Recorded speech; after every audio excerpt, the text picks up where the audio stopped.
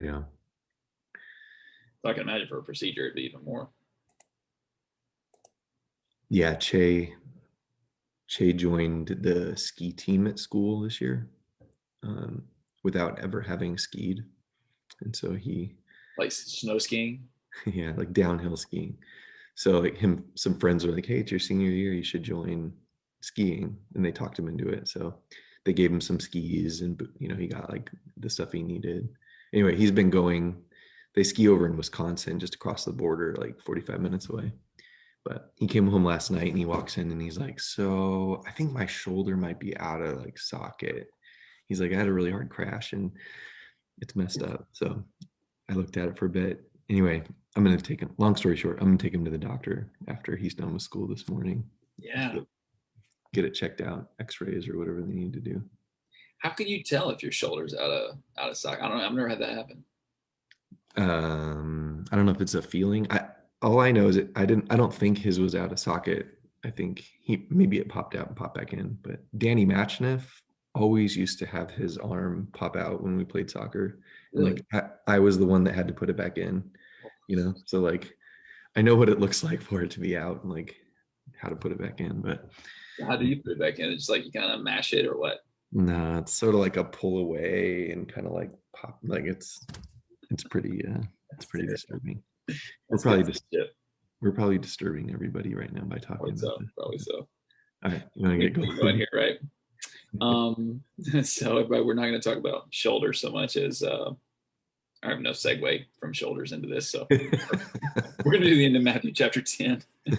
And we're going to talk about, we've been the past few times we've looked here in Jesus' sermons in Matthew, we've been looking at the sermon, the sort of like, I don't know, mission statement or mission parameters that Jesus gave to the apostles here in Matthew chapter 10. And we've been trying to take out lessons for us. Like some of these things were specific to the apostles, but a lot of these things are just what if you're going to follow Jesus and you're going to do his work of extending his compassion and declaring his kingdom, what's that going to take? What kind of attitude do I need to have? What kind of habits do I need to form? What kinds of relationships do I need to have in order to accomplish that? And that's what this chapter is really, really encouraging and helpful for. Last time we read through verse 31, we didn't quite get finished with it. So we're going to pick up in verse 26. But I'll just remind everybody that there was a theme throughout the section where Jesus exhorts his disciples, don't be afraid. Don't be anxious. I know the job I've got you to do is scary and people are not going to receive you well all the time. And it may be hard sometimes, but don't be afraid. Don't give up. Don't let anything shake you like that. Just keep on going. So we're kind of picking up in the middle of that. But what else do we need to say before we read these last few verses of Matthew 10? I'd say maybe just a big picture thing. I was thinking about this the other day. When we go through the teachings of Jesus in the Gospels, one of the things we don't read him doing all the time is saying, "All right, hey, here's how to be the best husband you can be, or here's how to be the best wife, or the best mother, or the best father, or the best worker, or if you're a teacher, or if you're a doctor, or if you're." He's not really talking to us as Christians in these ways about like, "Hey, here's how I can make your life and your world better in the world that you live in." Everything that he keeps saying is, "I want you to remember that there's like this greater thing happening in your life. There's a kingdom that you serve, Yeah, and you all have a place in it and a purpose in it." And so everything that's being sort of challenged with these guys to go and spread the word, even though we may not go on these particular kinds of missions, we need to adopt the attitude that this is why we're here. Like, this is what discipleship really means. So that was just kind of on my mind before, and thought I'd say that. that's great. So let's read. We're going to start Matthew 10, verse 26, and we'll read through the end of the chapter. So have no fear of them, for nothing is covered that will not be revealed, or hidden that will not be known. What I tell you in the dark, say in the light, and what you hear whispered, proclaim on the housetops. And do not fear those who kill the body, but cannot kill the soul.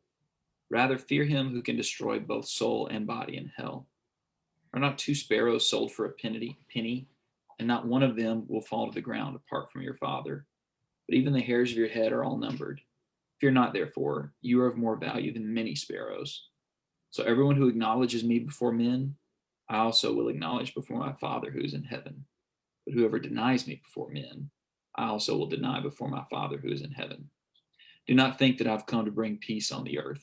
I have not come to bring peace, but a sword. For I have come to set a man against his father, and a daughter against her mother, and a daughter in law against her mother in law. And a person's enemies will be those of his own household. Whoever loves father or mother more than me is not worthy of me. And whoever loves son or daughter more than me is not worthy of me. And whoever does not take his cross and follow me is not worthy of me. Whoever finds his life will lose it, and whoever loses his life for my sake will find it. Whoever receives you receives me, and whoever receives me receives him who sent me. The one who receives a prophet because he is a prophet will receive a prophet's reward. And the one who receives a righteous person because he is a righteous person will receive a righteous person's reward. And whoever gives one of these little ones even a cup of cold water because he is a disciple, truly I say to you, he will by no means lose his reward. All right. So last time, that section we were looking at, starting in verse 16, he started telling them the truth about like what they were going to encounter and what things were going to be like. And as you pointed out back in verse 19, he actually tells them, when they hand you over, do not worry. It's interesting that he didn't say, don't worry about whether or not you're going to get handed over, which is what I maybe worry about. Like, what's going to happen? He's like, once the bad thing does happen, like they grab you, arrest you, they hand you over to people, I'm telling you, even then, don't be worried. So now when we get down here to verse 26, he says 3 times, do not fear, do not fear, do not fear. And he gives some reasons around why they shouldn't and why we shouldn't fear. I'm kind of curious. I've always been curious about verse 26 and 27. Like, how is that a comfort and what is he talking about? Don't fear. Why? For there's nothing concealed that will not be revealed or hidden that will not be known. Then he goes on to say, what I'm telling you in the darkness, speak in the light. Whatever you hear whispered in your ear, proclaim upon the housetops. You have any thoughts about why that's comfort for not being afraid? Like, what was it that they might be afraid of that would bring comfort for? I think my first thing is verses 24 and 25. Jesus's identity or Jesus' true nature was concealed to some people. Okay. People thought he was Beelzebul, and he says, if you guys do what I do, you're going to be thought to be the same. They're going to call you that and worse. So I guess that's my initial thought with this, is that he's saying, hey, though it may be concealed to people, that actually God approves of you and that you're members of the real kingdom of heaven. The kingdom's not fully been revealed yet. It hasn't been unveiled. People don't see it, but it will be revealed. And so don't be intimidated by people of this world. Have no fear of them, for nothing that is concealed, will not be revealed. But then verse 27 kind of makes me wonder if it's a different direction that he's going. Verse 24 and 25, that's what makes me think verse 26 is all about, is about their identity and their relationship to God. But verse 27 is a little bit more about what they're saying and the need to say it out loud. So maybe the point is, hey, the kingdom is real and your relationship to God is real. So don't worry about it. You just keep on proclaiming what I tell you in the dark. That's kind of where I'm at. What do you think about those verses, though? Well, Charity just summed it up by saying, the truth is always going to win, and there should be some comfort in that. I think that's actually a pretty good way to say that. If these guys are out there talking about, the kingdom and the kingdom's come and all this stuff's happening, and they're being mistreated, there might be 2 angles on this. One of them might be, bad things are happening to me. I'm being mistreated. God, do you see that this is going on? God, do you see what's happening here in the darkness? Like, it feels like I'm sort of alone here. And there may be comfort in saying, like, no, that stuff's all going to be revealed. Their mistreatment, their bad stuff, that's all going to be revealed at some point. Or just the comfort to know, even if it doesn't feel like you're making great progress with converting people or teaching people about the kingdom, the fact of the matter is someday it's going to be shown to be true. Someday everything about this that you're proclaiming that's true, you hear it whispered in your ear, the world's going to know that I'm the king. The world's going to know that your message was truth. So don't be afraid to speak it. I think it could comfort from both those angles. So essentially the same thing you were saying. There's definitely like I guess this and the next one carry with it kind of the idea of vindication. I mean, in like a real mean spirited kind of vindication. Mhm. But it's something meaningful when you read books like the Book of Revelation, or a lot of books of the Bible. Those who really serve God, they're going to be shamed, humiliated. First Peter talks about this. You're going to be judged by your neighbors and friends and people of the world. But don't be afraid of that, because one day God will vindicate you. God will prove that, hey, this was true. And not so much that I was right, but God will prove that the thing that I've attached myself to, it was the true and right thing, that Jesus and his gospel are the true and right thing. And Right. that means don't be intimidated by people who say that's foolish. Stop talking like that. Don't believe that stuff. Yeah. One of the phrases people use nowadays is like being on the wrong side of history. Hmm. And part of what they mean by that is, hey, it doesn't matter how uncomfortable you are to sort of stand up for the right thing right now. You don't want to be on the wrong side of history when we look back at this and like realize this was the way that things should be. This is like the ultimate, you don't want to be on the wrong side of history. There is some comfort in this, though. One of my favorite Old Testament Psalms was Psalm 1. And I remember as a young person that bringing me a lot of comfort, because Psalm 1 begins with, blessed is the man who does not, walk in the counsel of the ungodly, stand in the path of sinners, sit in the seat of the scornful, but his delights in the law of the Lord. What that is actually a couple verses about community. Somebody who doesn't involve themselves in the community of people that gives this counsel that's ungodly, but is willing to sort of separate themselves a little bit and live a pretty solitary life, maybe like a tree planted firmly by water. You're being fed from God, not from the people in the society that you're with. The way that psalm ends, that I think gets forgotten a lot, is it reverses the roles, and it says someday you're going to stand in the congregation of the righteous and they will be put out. So even if you have to go through some period of time in your life where you feel like the outsider, or that you're not on the winning team, or things aren't going the way that you thought they should for the kingdom of God, Jesus' point is someday it's all going to be revealed that this was really the truth, and you belong to God. um, Kind of reminds me of Romans 8, like the creation longs for the revealing of the sons of God. And someday that's going to be known. So, Yeah. Yeah.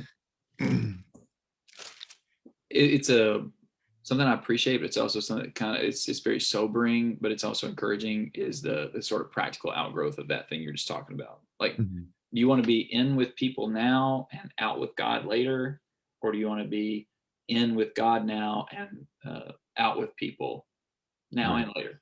right, Um, he gives us a practical kind of measurement for that, as far as if we're responding with fear to people, or if we're fearing God, if we're trusting God, if we're seeking after God. And he says, are you confessing my name? right. You could almost add that to that Psalm 1 list. The person who meditates on the law of the Lord, they're also the one who's going to confess the goodness of God. They're going to, I mean, Right. most of the Psalms are about confessing the goodness and greatness of God. And if we're going to really say that we're with Christ, or we're in Christ, or we want to be with him, a lot of that's measured by, am I willing to confess him now in a way that people will say, I'm a crazy person, like I'm demon possessed, or I work with the demons, or I'm a danger to society, or I'm a fool, or whatever. Um, Jesus says, look, you got to be willing to endure that. You got to confess me before people, or else you're not going to be with me, and I'm not going to confess your name before my Father. Yeah.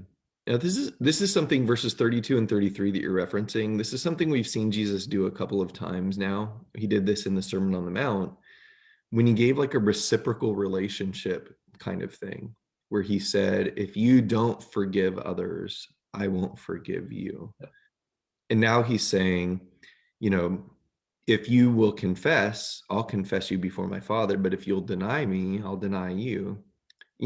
Finally occurred to me at some point in my life, those are two options. There's not a third, you know, like the third one for me for many years was just sort of like, well, what if I just sort of keep quiet about the fact that I'm a Christian? What if I'm just sort of one of those fly under the radar, you know, closet Christians?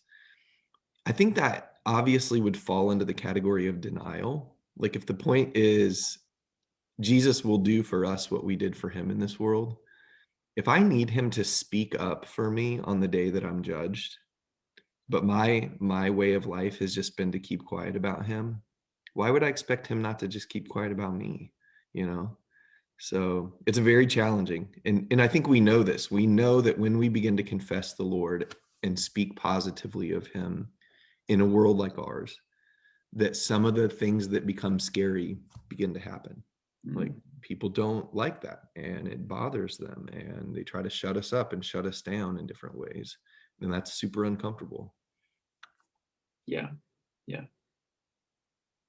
I sometimes when I read this verse or verses, like it's kind of a strange thing. Like, why is this is pretty extreme. He's like, I'm not gonna confess you if you don't confess me. Well, why? Like, why is that such a big deal?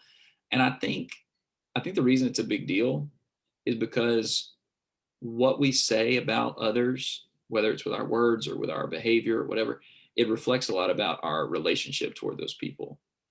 In other words, I think Jesus is saying almost like, if you don't confess me in this world, you're not aligning yourself with me. You're aligning yourself with the world.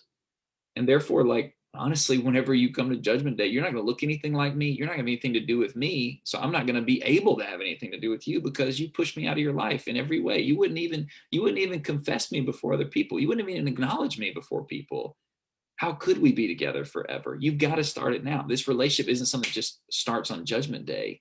This relationship with God is something that we're striving for in every aspect of our lives as we try to embody his character and his thoughts and his actions and all those kinds of things.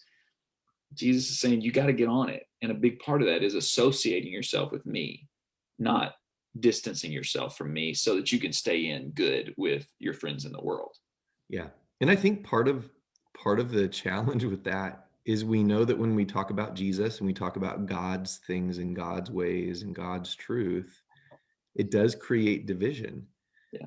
And there's a subtle lie I think that happens in Christianity, which is, what we really need to be in this world, most importantly, is peacemakers. And if doctrine or teaching or ideas that go contrary to our culture, you know, cause problems, then we just need to keep our mouth shut about that. Because the ultimate goal is to, be at peace with people. Yeah, Romans 12 says, as much as it depends on you, be at peace with all men. But Jesus just threw down the gauntlet here in verse 34, and he's like, don't think that I came to bring peace. Don't keep your mouth shut simply because you think the ultimate goal of Christianity is peace. It's not the ultimate goal, not between people, at least. It's peace between God and people, but that's going to take truth. The truth sets people free. And that's a violent, difficult, ugly thing sometimes.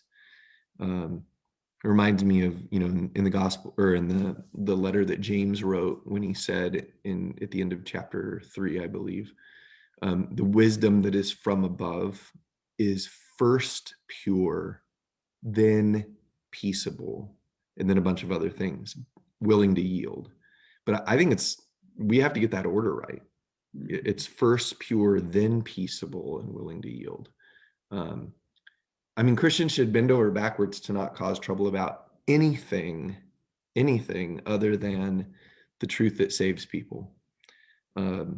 We should not get in fights about sports. We should not get in fights about politics. We should not get in fights about, there's so many things that people get like up in arms about. And Jesus says, let's make sure that the sword we're picking up is the right one. Yeah.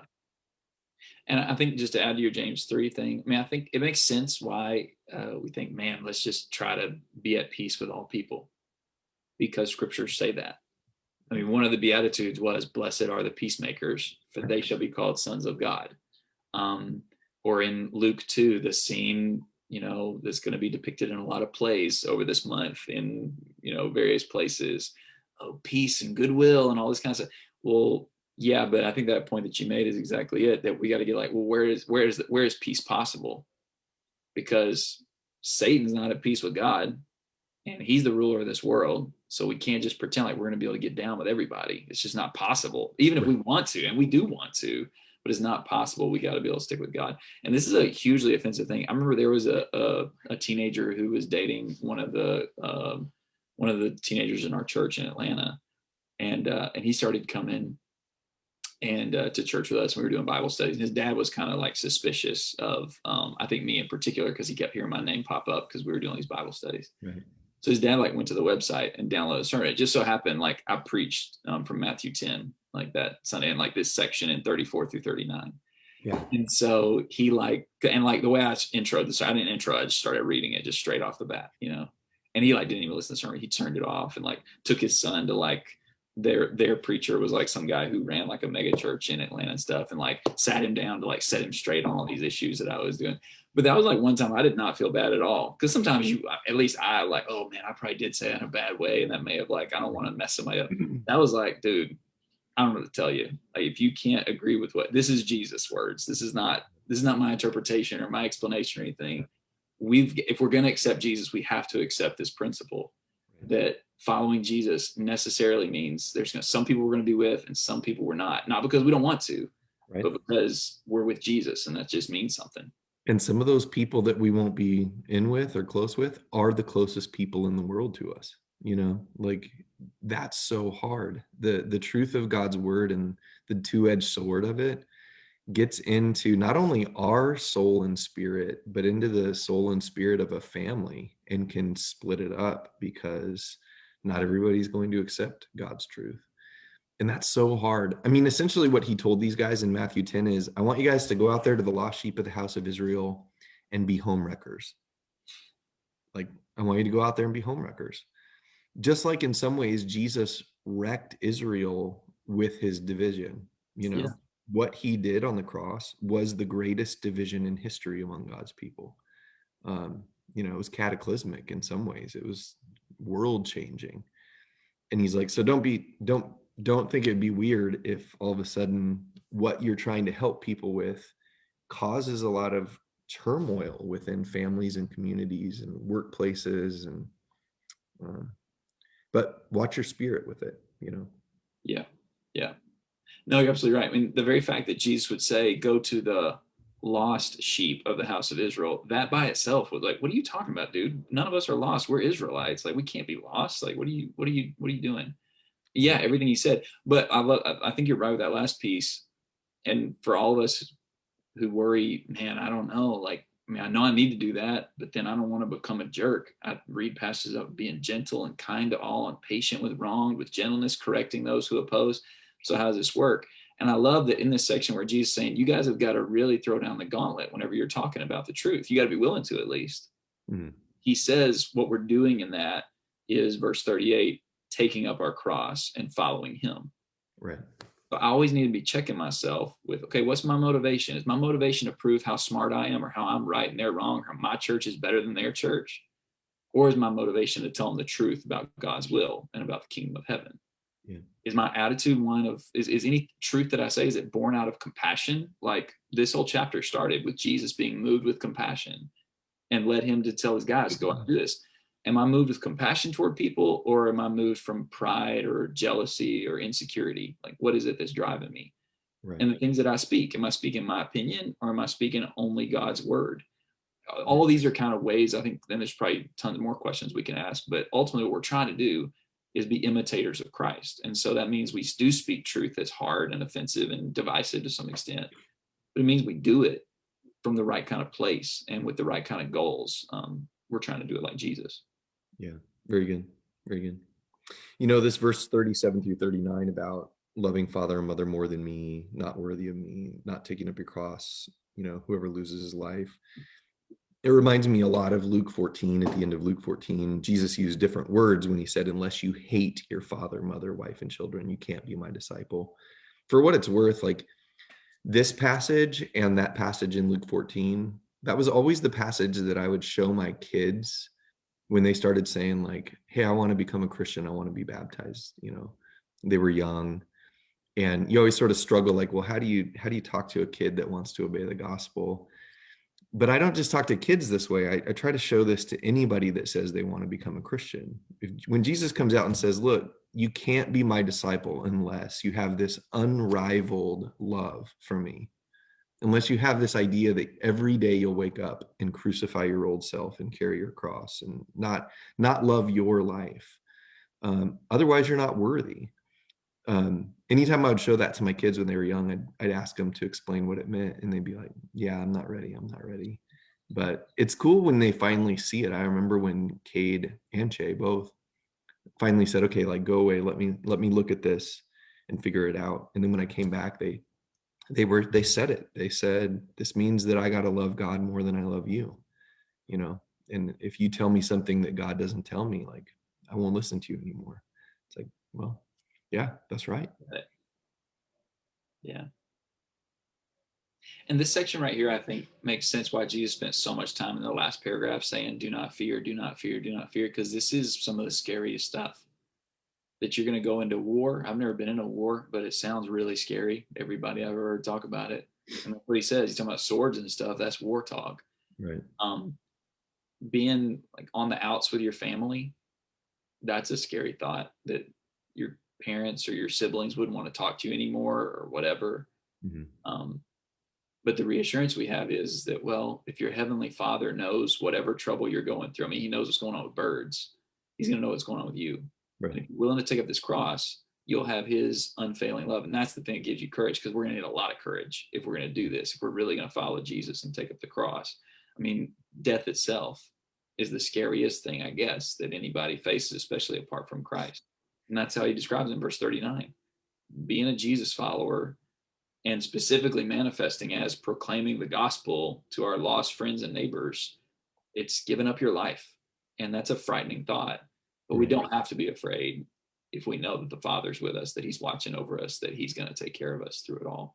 Yeah, that's right. Yeah, Laura made a comment kind of like that. No matter how they think of us, the reminder over and over again is, I notice and I think well of you, and I'll accept you and be with you. So let's talk about, as we wrap up here, 40 through 42.